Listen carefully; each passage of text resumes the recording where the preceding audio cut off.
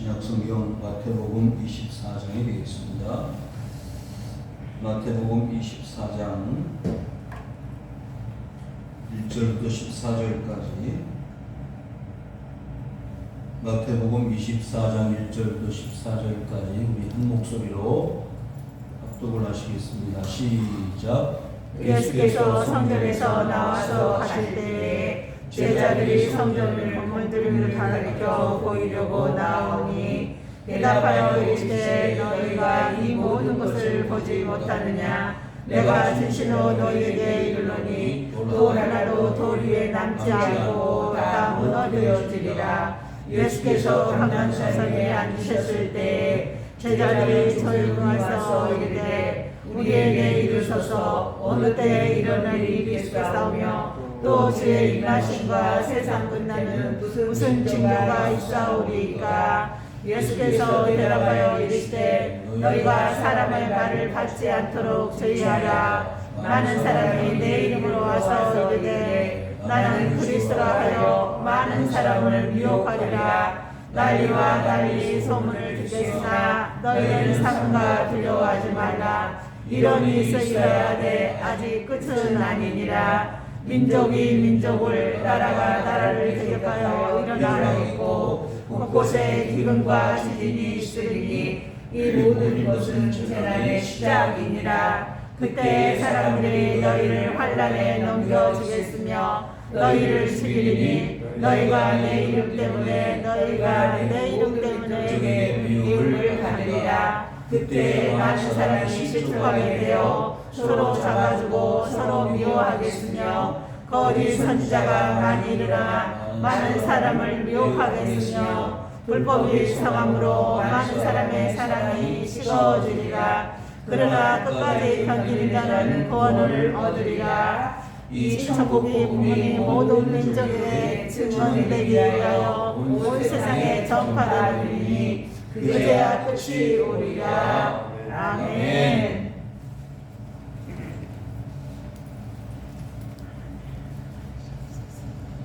예수님을 생각할 때 어찌 감사하지 않을 수 있겠습니까?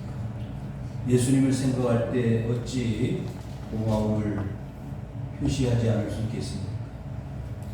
하늘의 영광된 보좌를 버리시고 이 땅에 오셨습니다. 그리고 예수님은 자신의 모든 것을 희생하시며 우리 사람들 사랑하셨습니다.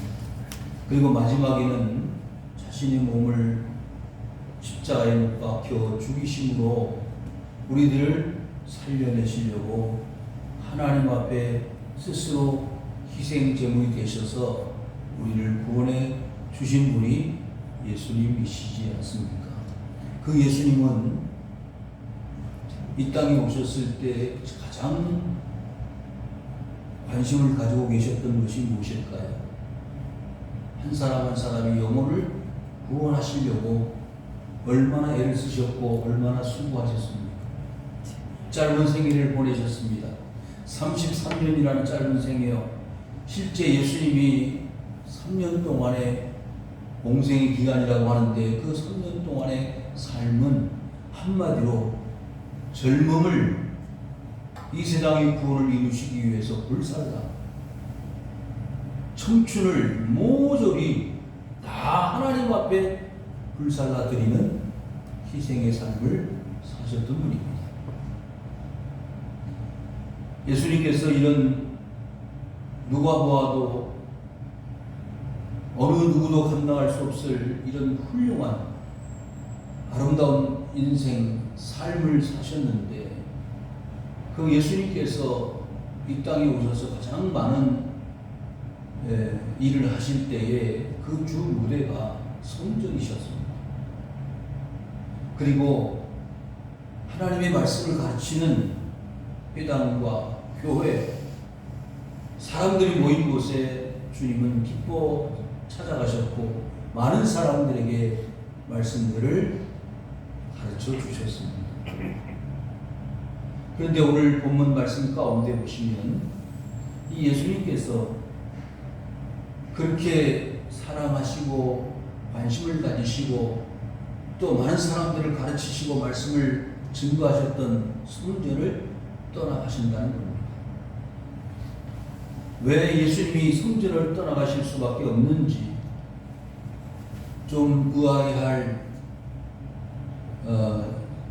수밖에 없는 그런 상황에 오늘 말씀을 묵상하면서 오늘 우리가 당한 기독교인들의 신앙의 삶의 현 주소와 어떻게 다른가라는 생각을 하면서 말씀을 묵상하는 가운데 많은 하나님의 교훈과 가르쳐 주심을 저는 깨달을 수 있었습니다.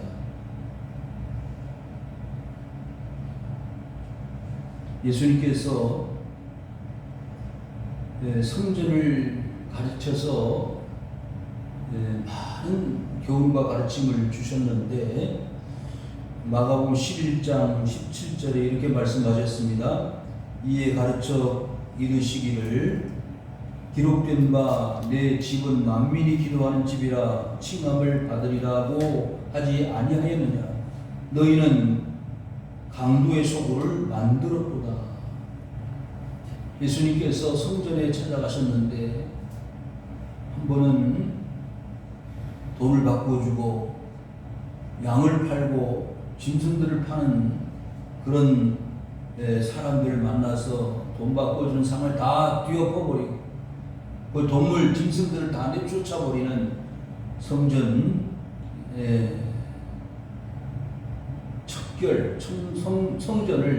정결하게 하시는 행동을 하셨습니다.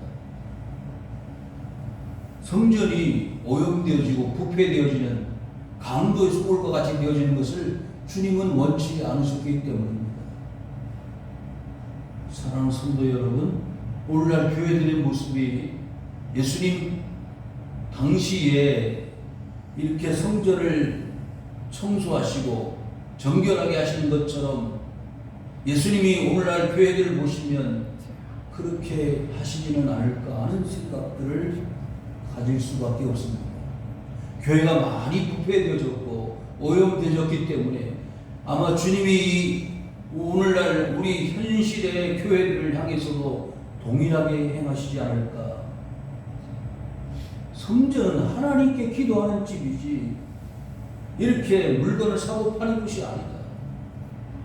인간들의 뜻과 생각대로 마음대로 움직여지는 그런 공동체가 아니다 라고 말씀하시지 않겠느냐, 그렇게 생각을 해보게 됩니다. 마가복음 14장 58절에 주님은 이렇게 말씀하셨습니다. 우리가 그의 말을 들으니 손으로 지은 이 성전을 내가 헐고 손으로 짓지 아니한 다른 성전을 사흘 동안에 지으리라 하더라 하되, 예수님께서 체포를 당하고 신문을 당할 때 그 예수님을 어떤 죄목으로 고소하느냐, 성전을 모독하고 성전을 비판하는 예수라고 죄목을 걸어서 예수님을 지금 재판에 회부하는 것입니다.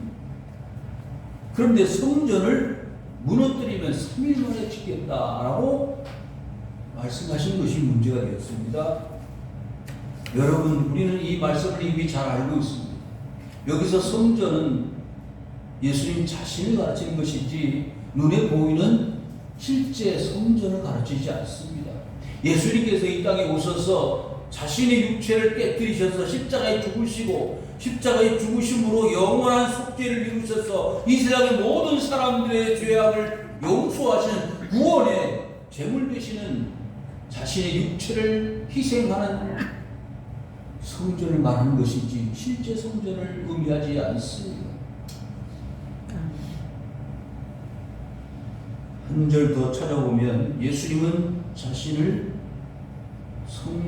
성전이라고 지칭하셨습니다. 히브리 10장 20절에 그 길은 우리를 위하여 휘장 가운데로 열어놓으신 새로운 길이요 휘장은 곧 그의 육체니라 했습니다. 성막이 예수 그리스도라는 거예요. 성전이 전 모양이 뭐였죠? 성막이었습니다. 성막 자체가 그리스도 자체예요. 성전이 곧 그리스도입니다. 오늘날 교회가 곧 그리스도라는 거지요.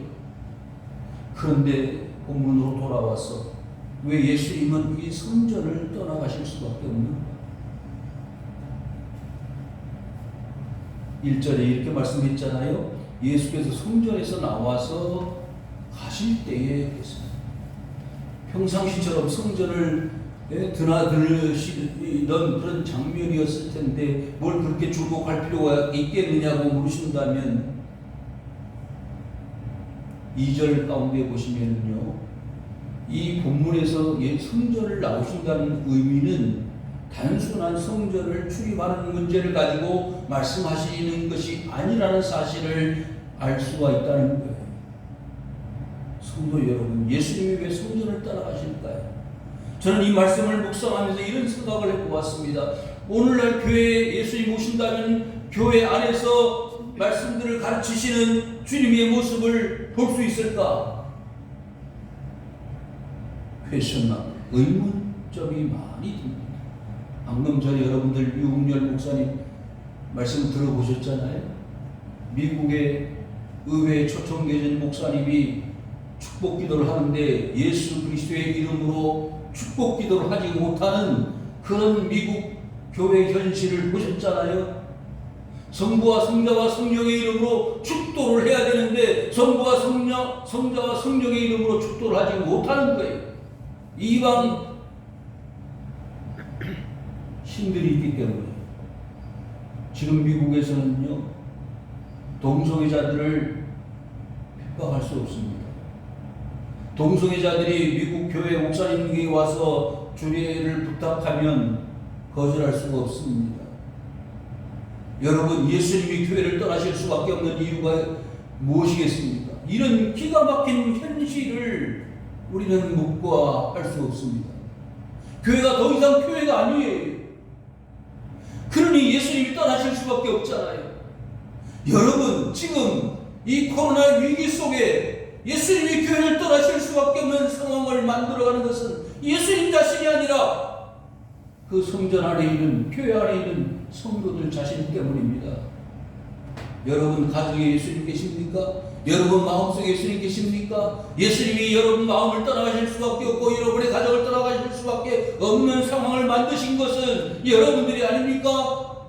그 예수님을 떠나가시지 못하도록 붙잡아야 되지 않겠습니까? 대답하여 이르시되 너희가 이 모든 것을 보지 못하였느냐? 내가 진실로 너희에게 이르노니 돌 하나도 돌 위에 남지 않고 다 무너뜨려지리라. 이 성전을 얼마만큼 시간이 걸려서 지어졌는데요. 20년, 30년 걸렸는데요. 그런데 어떻게 돌 하나의 돌이 남지 않고 무너질 수 있다는 말입니까? 참 이상한 일이네. 여러분, 이것은요, 예수님이 장차 이 예루살렘에 일어날 미래를 내다보시고 하신 말씀입니다. 지금 아름답게 화려한 이 예루살렘 성전이 언젠가는 다 무너지게 될 것이다. 그리스도 없는, 예수 없는 성전, 하나님이 계시지 않는 성전이 무슨 의미가 있습니까? 여러분들 보셨습니까? 유럽의 많은 교회들이 성전 아닌 교회로 많은 사람들이 성지순례를 하는 한 유적과도 같이, 유물과 같이 변질되어 있는 모습들을 보셨습니까? 성 베드로 성당, 더 이상 성당이 아니고 교회가 아닙니다. 물론 몇몇 사람들이 모여서 형식적으로 예배를 드리고 있다고 합니다만은 옛날에 그 교회가 아니에요. 베드로, 예수님의 제자가 세운 베드로 교회가 더 이상 베드로 교회가 아닙니다. 영국에 있는 많은 교회들이 다 술집으로 변하고 인간들이 유흥을 즐기는 유락시설이 되어졌다는 사실은 이미 오래전부터 알려진 사실입니다. 예수님이 없는 교회가 너무나 많아요. 어떻게 교회를 이렇게 만들 수가 있습니까? 예수님은 교회를 통하여 하나님의 말씀을 가르쳐 주시고 기도하게 하시고 그것을 통하여 하나님을 만나고 하나님께 영광을 돌리기 위해서 교회를 성전을 만들었는데 인간들이 이렇게 더럽게 추하게 만들어 버렸습니다. 그래서 예수님은 이 성전을 떠나실 수밖에 없는 거예요.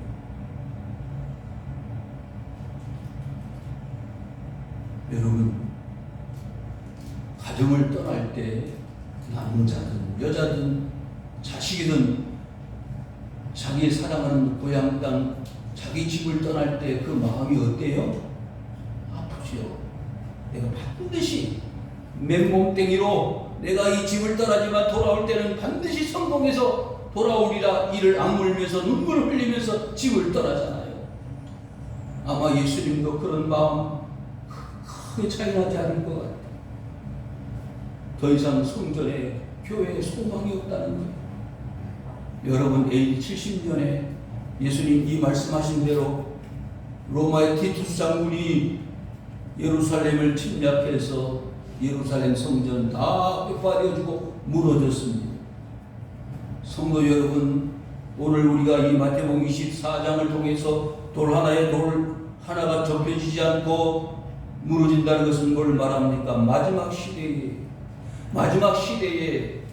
교회가 다 망하게 되고 진정한 그리스도의 하나님의 백성들이 살아남고 새로운 하늘에서 신천신지가 내려오고 그곳에 새 예루살렘이 세워지고 그곳에 영광된 구원받은 백성들만이 참여하는 참 예루살렘 교회가 세워지게 될 것입니다.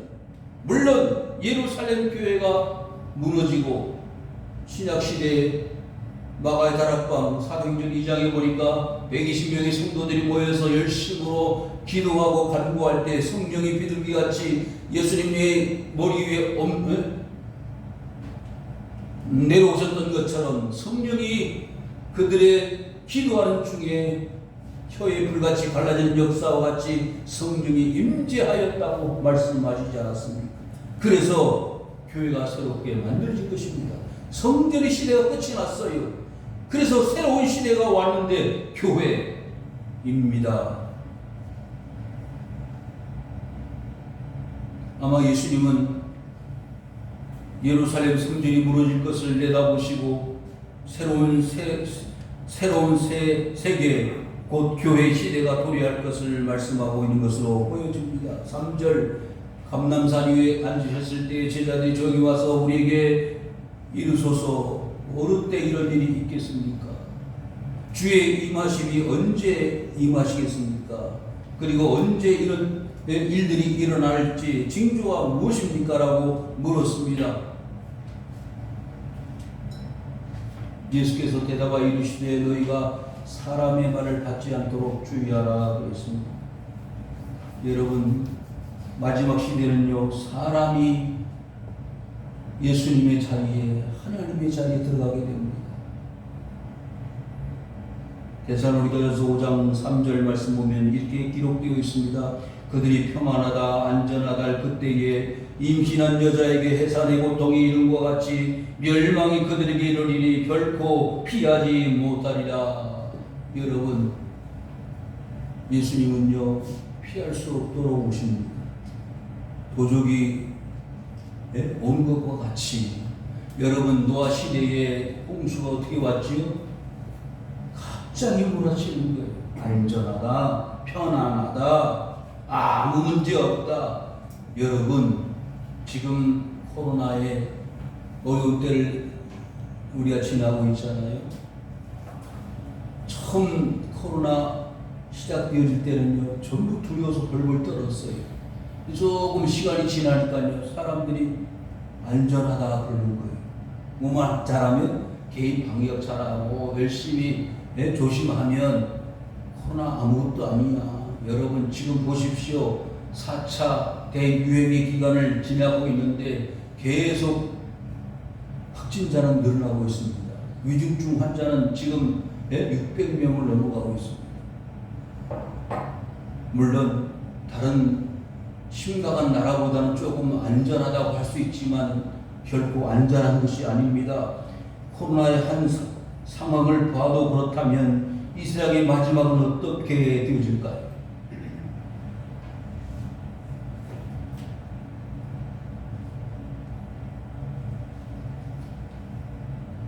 5절 말씀입니다. 많은 사람이 내 이름으로 와서 이르되 나는 그리스도라 하여 많은 사람을 미혹하리라.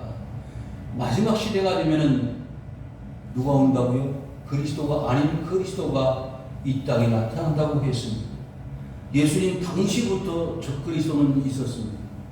시간이 가고 세월이 흘러서 2000년의 역사가 지금 지나가는데 수많은 적그리스도들이 나타나고 있습니다.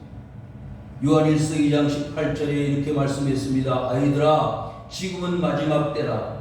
적그리스도가 오리라는 말을 너희가 들은 것과 같이 지금도 많은 적그리스도가 일어났으니 그러므로 우리가 마지막 때인 줄 알라 그랬습니다.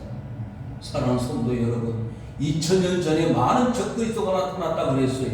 그럼 2000년이 흐른 지금 이 순간은 어떨까요? 많은 적그리스도들이 더 많이 사람들을 미혹하고 있습니다. 뭐예요? 마지막 때의 현상이에요. 마지막 때의 징조입니다. 그래서 사람의 말을 들으면 안 되는 거예요. 사람의 말을 들으면 미혹이 되고 넘어가고 망하게 되는 것입니다. 교회를 잘 다니다가 장로님이 되고 집사님이 되어도요, 신천지를 이기지 못하더라고요. 저는 두 눈으로 보았어요. 너무 가슴이 아파요. 아니, 그리스도 예수를 아는 지식이 저렇게 무능력하게 무너지는 것을 주님은 어떻게 보실까? 장로님이 신천지에 빠지는 거예요. 신천지? 네? 보셨잖아요. 그 신천지 교주 이만희 씨가 모든 사람들 앞에 나와서 무릎을 꿇고 사죄하는 걸 보셨잖아요. 매스컴에서, TV에서. 잘못했다고. 그럼에도 지금도 신천지는 역사가 일어나고 있습니다. 이해할 수 없습니다. 하남시에 있는 신천지 교회에서 제 이름으로 편지가 와요. 목사님 한번 참석해보라. 너무 기가 막혀. 얼마나 기독교를 우습게 알고 있는 현상입니다. 난리와 난리 소문을 듣겠으나 너희는 삼가 두려워하지 말라. 이런 일이 있어야 하되 아직 끝은 아닙니다. 여러분, 이제 시작되어졌습니다. 난리와 난리 소문. 그러니까 예수님 당시에 난리 소문이라고 한다면 2000년이 흐른 지금 입장에서는요, 어떨까요? 상당한 시간이 흘렀잖아요. 그러면 시간이 가면 갈수록 점점 더 어려워지는 현상들이 나타날 수 있다는 거예요. 얼마나 어려워지는지 보십시오. 7절에 민족이 민족을, 나라가 나라를 대적하여 일어나겠고 곳곳에 기근과 지진이 있으리니 이 모든 것은 재난의 시작이니라. 시작일 뿐이에요. 지금 아프리카에 얼마나 많은 사람들이 굶어 죽어가고 있는지 아십니까? 마실 물이 없어서 30리, 40리를 걸어가서 플라스틱 통 하나 들고 물을 만나는데 그 물이 무슨 물이에요? 맑은 물이 아니에요. 구정물이에요. 그 구정물이라도 떠다가 마시지 않으면 죽겠으니까 그 구정물 피부병이 나고 사람이 중병이 걸려도 그 물을 떠가는 거예요. 그래서 선교단체에서 아프리카에 우물 파진 운동을 몇 천만 원 들여서 우물을 파주면 그 우물이 터져 나올 때 사람들은 구원의 역사를 노래하는 것입니다. 여러분, 그래서 우리는 선교를 해야 되는 거예요. 복음도 전해야 되지만 물을 파서 우물을 만들어서 그 육체의 갈증을 해결해 주면 그리스도 예수를 만날 기회를 주는 겁니다. 지진, 기근, 말도 못할 정도로 지금 심각하게 일어나고 있습니다. 대한민국도요, 저 남쪽 경주, 창원 이 남쪽 지방으로 계속 지진이 일어나고 있다는 사실을 여러분들이 듣고 있지 않습니까? 그때 사람들이 너희를 환난에 넘겨주겠으며 너희를 죽이리니 너희가 내 이름 때문에 너희 모든 민족에게 미움을 받으리라. 지금 무슬림권에서 선교하는 선교사들과 기독교인들은요, 말없이 그리스도 예수를 증거하고 믿고 있다가 죽임을 당하는 경우가 많습니다. 저는 인터넷을 통해서 그런 소식을 접하게 되는데 참수라는 형벌이 있어요. 예수 믿는 것 때문에 참수를 당하는데 무지막지합니다. 눈에 보기도 힘든 그런 살해 현장을 영상으로 찍어서 인터넷에 올리는 거예요. 상상을 초월합니다. 여러분, 이 모든 것들이 마지막 시대에 일어나는 징조라고 하는데, 이런 일들이 일어나고 있으니까 지금 이 순간은, 이때는, 우리가 사는 이 시대는 마지막 시대구나. 그때 많은 사람이 실족하게 돼요. 서로 잡아주고 서로 미워하겠다고 했어요. 살기 위해서는요, 살기 위해서는요. 여러분, 북한에서 탈북하신 분들의 간증을 들어보셨잖아요. 예수 믿는 것, 성경을 가지고 있다는 것 하나 이유 때문에 그냥 감옥에 갇히고 죽임을 당하는 거예요. 이름에도 불구하고 안전하다고요? 문제 없다고요? 천만의 말씀입니다. 거짓 선지자가 말이 일어나 많은 사람을 미혹하겠으며 불법이 성함으로 많은 사람의 사랑이 식어지리라. 그러니까 이 마지막 시대가 되면은요, 불법이 성한다. 예? 옛날에는 이러지 않았는데 지금은요, 자유롭게 불법이 성행하는 것을 많이 봅니다. 층간 갈등이 많잖아요. 아파트 같은데 위층에서 아래층에 있는 시끄럽다고 한다고 해서 내려와가지고 이번에 문제가 된 뉴스거리 있죠. 사람을 죽였어요. 경찰이 왔는데 경찰이 도망가 버렸어요. 불법이 성합니다. 법도 없습니다. 무법지대가 됐어요. 그러면서 사람들이 자기 스스로를 보호하고 지키려고 하니까 자기밖에 모르는 거예요. 뭐가 식어진다? 사랑이 식어지는 거예요. 옛날에는 문을 활짝활짝 열어놓고 같이 교통하고 서로 교제하며 떡을 나눠 먹고 같이 살았는데 이제는 그럴 수가 없어요. 상대방이 어떤 생각을 가지고 있는지, 어떻게 나를 해야 하는지, 사기를 쳐서 나를 어렵게 할지 모르는 겁니다. 오픈할 수가 없어요. 열 수가 없어요. 단단히 잠가버리는 거예요. 그래서 개인주의가 팽배합니다. 그리고 이기주의가 날로 늘어나고 있습니다. 나 혼자만, 우리 가족만, 우리 교회만. 여러분, 앞으로는 점점 이런 것이 심해질 것입니다. 극도의 지나친 이기주의와 황금만능주의와 종교다원주의와 각가지 오늘날 현실 속에서 일어나는 많은 것들로 인하여 교회가 많은 도전을 받게 될 것이고 성도들이 신앙에 큰 시험거리가 될 것입니다. 과거에는 어려운 시험을 당하면 목사님 시험 생겼어요. 교회 정말 나가는 게 힘들어요. 기도 부탁합니다. 이러던 분들이 오도가다 연락도 없이 그냥 사라지는 거예요. 왜? 이해는 합니다. 너무 힘들고 어려우니까. 그런데요, 사랑 많은 과거의 교회와 성도들은요, 목회자를 포함해서 성도는 그러지 않았어요. 어떻게 해요? 같이 기도했잖아요. 같이 어려웠잖아요. 지금보다 살기가 훨씬 어려웠지만 그때는 다 이겨냈잖아요. 그런데 이렇게 살기가 좋아졌는데도 더 힘든 이유는 무엇입니까? 사랑이 식어졌기 때문입니다. 그러나 끝까지 견디는 자는 구원을 얻으리라.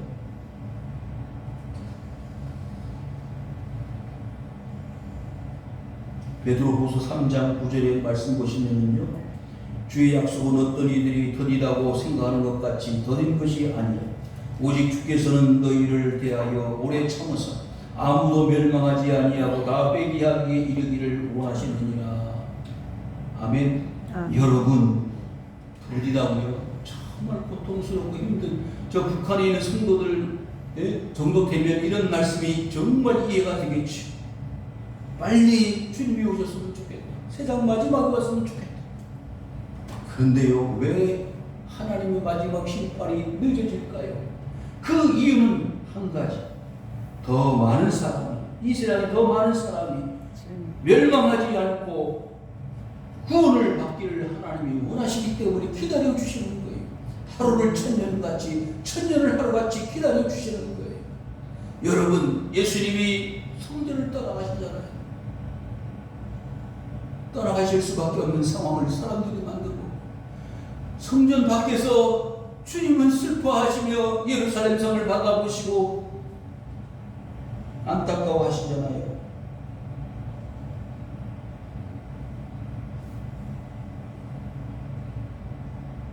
오늘 본문 마태복음 24장 3절 보시면 예수께서 감람산 위에 앉으셨을 때에 그랬습니다.